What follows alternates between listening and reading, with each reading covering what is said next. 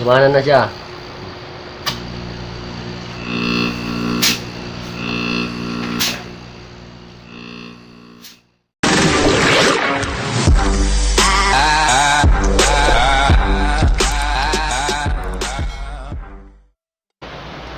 Good morning mga Karos TV. So ngayon nandito na naman po kaming dalawa ni Jam.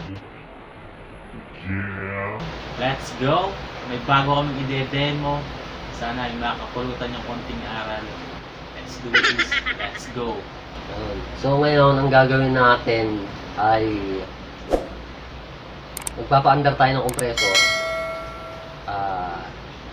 Papaganahin natin siya ng siya lang mag-isa. Pero syempre, meron yung kasamang capacitor. So, a few moments later. request sa atin na wiring. Meron na po kaming ginawa. Diagram. No? So, yan. Compressor. Capacitor sa linya. So, mamaya papakita namin ito sa inyo. Para mas lalong maunawaan ng mga madlang tips. Okay muna tayo.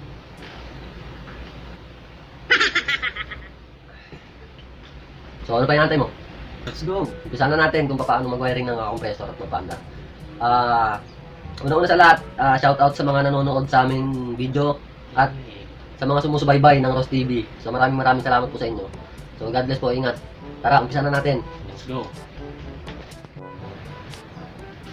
Yun. So, parang Jem, turo mo muna sa kanila kung ano yung mga parts natin.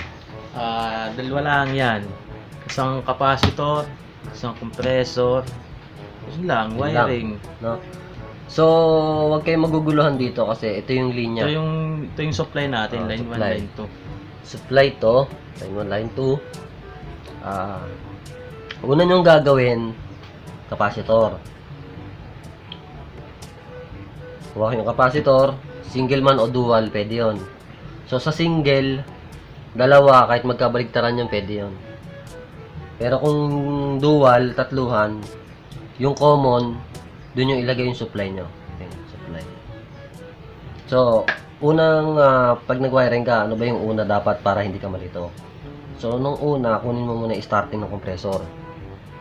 Yung starting ng compressor, wiringan mo na siya. I-wiring mo na siya sa isang terminal ng capacitor. Kung dual man, dun mo siya itusok sa herm.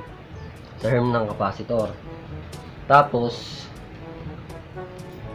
so, ito yung sample ng dual capacitor. Then yung single, wala to, dalawa lang. Yun lang. Sa single naman, pag dalawa, kahit saan doon, pwede kayong pagbaliktad. Tapos doon naman sa dual, dito nyo ilalagay sa herm. Ayan, sa herm. May tagging naman, di na malilito. Tapos,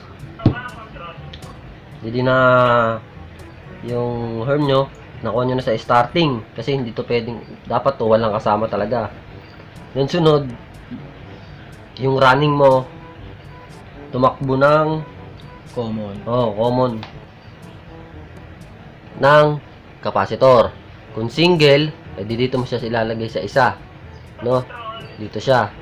Tapos, binalagay mo na yung isa, yung starting mo, okay nito, wala dapat itong kasama. So, ganun lang. Sa isang terminal. Then, sunod yung running mo, pumunta ng common ng capacitor. Okay na. Muna. Then, yung common ng compressor mo, yun yung magiging line mo. Huwag mo siya sasama. Huwag mo siya ilalagay sa capacitor. Gawin mo siyang linya. Yung isa sa linya mo sa plug, direkto sa 220. 220 to 220 volt. 220 yan. Then, i-directa mo na siya sa linya.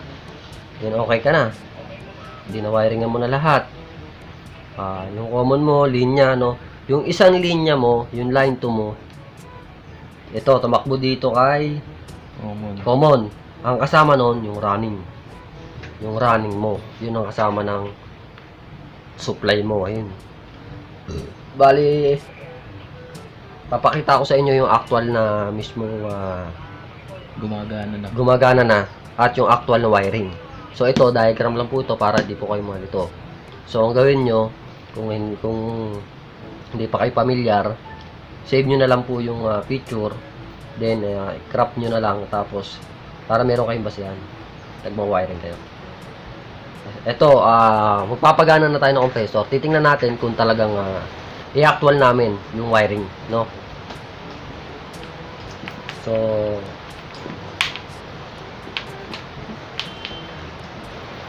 then, ito na, testing na natin. Ito yung compressor natin, no? Yung compressor natin, meron na siyang tagging, ayan, no? Starting, common, running. Pero madali lang naman siya kuhanan kung wala man ito, in case na mawala nito. So, testerin nyo na lang. Pero meron tayong, gagawa natin ng video yon. Ano? Para Para- malito. Oo, para hindi kayo malito. So, step by step tayo. So, yun nga, yung sinasabi ko, ang gamit natin, dual. No? Dual. Pero, kasi Yung itong pan na to, hindi nyo na ito magagamit eh. Itong dalawa lang. Yung herm sa akin common. So, dito kasi may tagging din. Kagaya nung sinabi ko, may tagging yan. So, umpisa na natin. So, unang nyo gagawin, yung starting ng compressor nyo, para di kayo malito, unahin nyo na yun. Di, kuha kayo ng dalawang terminal, ganito, para pang wiring nyo. Yung starting nyo ng compressor, tusok nyo. So, ano na? Starting to, starting. Yung starting nyo, ilagay nyo sa herm. Kasi dito naman talaga yan eh. Yan, herm. Meron ka na. Dapat to walang kasama ha, mga karostig. Walang kasama dapat yan. May herm ka na. Next. Ito yung linya mo. Line 1, line 2. Outlet, diretso sa outlet. Line 1, line 2. Siyempre, dalawa. Ngayon,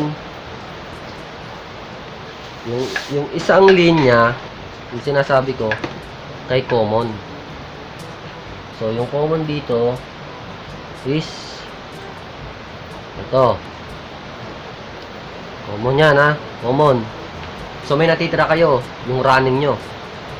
So, itong isang running, isang terminal nyo na wiring, tusok nyo dyan kay running. Tusok nyo kay running. Ito, di may dalawa ka pa. So, itong running nyo, dito na yan kay common. Yan. Tapos, meron ka pang linya, di ba? So, sabi ko nga kanina, yung isang linya, kay common ng capacitor. Para magpo-supply siya. Mag-supply yung capacitor nyo. Then, ayan na. Then, ito yung plug mo, diretso sa 220. Ito yung linya, ha. Yung isang linya na kay common, yung isang linya na kay capacitor. So, starting, diretso sa starting ng herm, diretso sa starting ng compressor. So, yung running, diretso sa common ng capacitor. Then, sinuplayan mo siya. Then, ganun lang kadali. So, ayan. So, testing na natin siya. Testing natin. Then, ayan, i-testing na natin. I-testing na natin siya kung talagang tama yung wiring natin. Pero make sure dapat double check nyo lahat bago kayo magsaksak. So dapat ang una nyo i-check yung starting, kasi dapat to wala talaga itong kasama. Then pagtapos mo dito, check mo na yung supply mo, diretso ba sa common, then sa capacitor, sunod yung running mo diretso sa capacitor. Then pwede nyo na isaksak. Then tingnan natin kung gagana. Gumana na siya.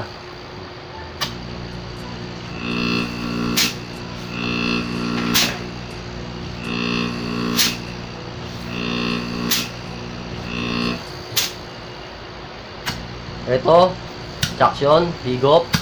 Ito, discharge. Buga, higop.